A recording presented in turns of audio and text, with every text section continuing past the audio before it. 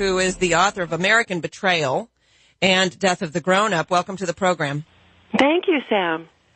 So did you watch the debate last night? Yes, I did. I made it through about three-quarters, and I figured everything was going along so nicely that I could do something else. I predicted that Trump would attempt to appear more presidential.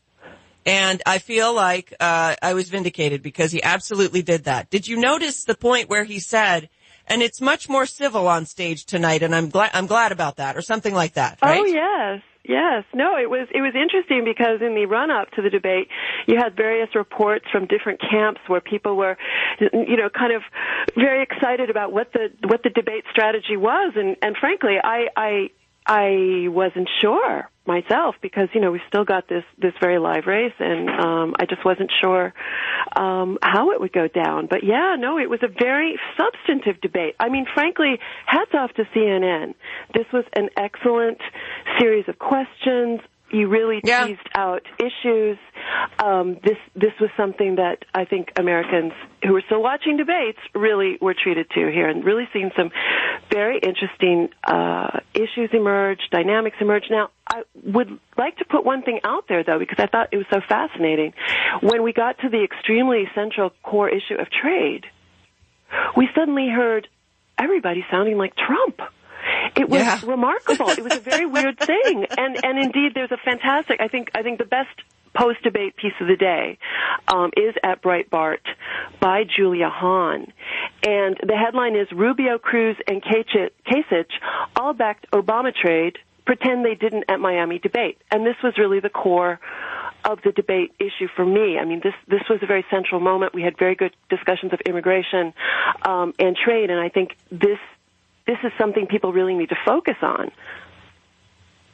Yeah, I agree with you. I was a little bit bothered that Cruz wanted to so quickly point out that he did not vote for TPP when he actually voted for I'm drawing a blank, but the thing that allowed TPP. No, it's very important. TPA. The first piece of it is giving the president fast track authority, trade promotion authority, TPA. And yes, indeed, he was such a vocal proponent of it that he co-authored an op-ed in the Wall Street Journal with Paul Ryan in April of 2015. Made the first vote for it, and then as the piece points out, under intense scrutiny by conservatives as a presidential candidate. And, by the way, about a week after Donald Trump entered the race, who is consistently, you can go back to the 1980s and see Trump as a very strong opponent of this kind of trade authority and free trade, quote unquote. He voted against it. So this was I believe, a very, Trump effect vote, and we see all the candidates now essentially moving into this position that, trade needs to be good for America. Well, congratulations, welcome aboard. It's a really important issue. I'm just thrilled that we're at this point where this kind of discussion and this kind of trend is really cresting on the GOP side. They still won't meet him. I mean, it's Trump's issue. Yeah, but his issue is also Islam, and they still won't meet him on that. No, they won't, and this was another great moment. And we go back to CNN. I have to applaud Anderson Cooper, a very good interview with Donald Trump the night before the debate, where we get Donald Trump discussing cogently Islam. In 30 seconds, we learn more, and we get a more realistic and natural understanding of what Islam is than we got in 8, 10, 12 years of George Bush.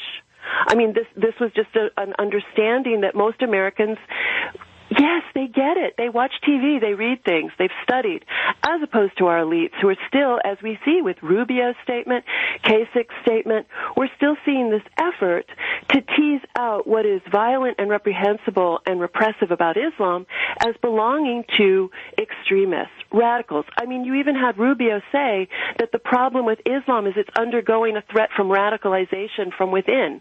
This is nonsense. I mean, this is nonsense. So when Trump says they hate us, that we have to look at this. It's hard to separate the haters from the not. This is a problem. The treatment of women is a problem.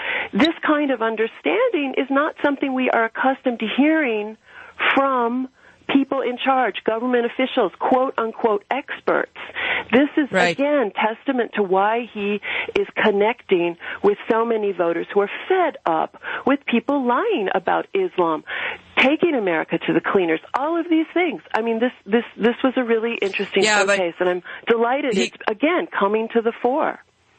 Yeah, he got a lot of, Trump, I noticed, got a lot of pushback on his comments about Islam's treatment of women, with people deriding his own treatment of women. Oh, please. Right? I mean, honestly. And yeah, apparently, if you've been married 3 times and there's an issue with the Breitbart reporter, if that's going on, then you're not allowed to criticize Islam or something like that, which always bugs me. I mean, talk about quote unquote trumping up things. I mean, this is an absurd discussion in terms of trying to equate any kind of comments about women that Trump made in his guise as an entertainer or a candidate with a systematic destruction of the female sex that goes on day and date according to law, according to custom, and according to they're not above, Islam. But they're not above equating him to Hitler either. So you know what I mean? Sort of like, well, Hitler, and the issue is that those things resonate.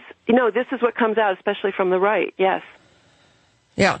A lot from the right. I have to say, I don't know. I've read about this issue with the Breitbart reporter. Apparently she was sort of, given some sort of smackdown. She got a bruise on her arm, which frankly, if somebody grabs you hard enough, for even a moment, you get a bruise on your arm. I know because it's happened to me. Right. So I'm not so entirely convinced about that, but there is a video out there from a Marco Rubio, supposedly from a Marco Rubio event, where a guy is standing there, he's standing there saying stuff in a crowd, and a big burly guy behind him literally puts his hands on his shoulders and pushes him to the ground. It is so violent. But this is not, like, nobody's talking about this one. And I don't know the circumstances of that or anything, but I'm going, yes, there's violence at rallies. Surprise, surprise. Well, I think that's true. I mean, when you think about what a rally is, it's thousands of people, at least in Donald Trump's case. It's not so much with Marco Rubio lately, but it's a wide open gathering. It's a festival, it's a carnival, it's a scrum. These things are really quite dangerous. And you know, I know we've been watching, you know, the security tighten over the years. We know the reason Donald Trump doesn't button his coat is he's wearing a bulletproof vest at all times. I mean, this is a very violent situation. In terms of violence, the rhetoric, it is very pathological on the right. We've seen threats from the New York Times conservative columnist Ross Douthat on Twitter discussing assassination. We've seen Glenn Beck talking about stabbing. We've seen the Hitler, the brown shirts, the invective here is so violent all around this entire campaign. And National Review. Absolutely, National Review. I actually have compiled a Trump lexicon that's at my website, dianawest.net, from the right. It is such an extraordinary record, I can't even believe it, but so much of this stuff goes over the Internet. Some of it's in written publications, most of it is in Internet publications, Twitter. I've been cataloging it because no one will believe it unless it's cataloged. It's so extreme. It bespeaks to the lowness of our culture, of our cultural debate. You know, we have to live with this no matter who wins the presidency. So it's a very important issue. Well, there's a lot of fear. There's a lot of fear now. Ben Carson just said that he's in for Trump now. Right. And he made the point that there are 2 different Trumps.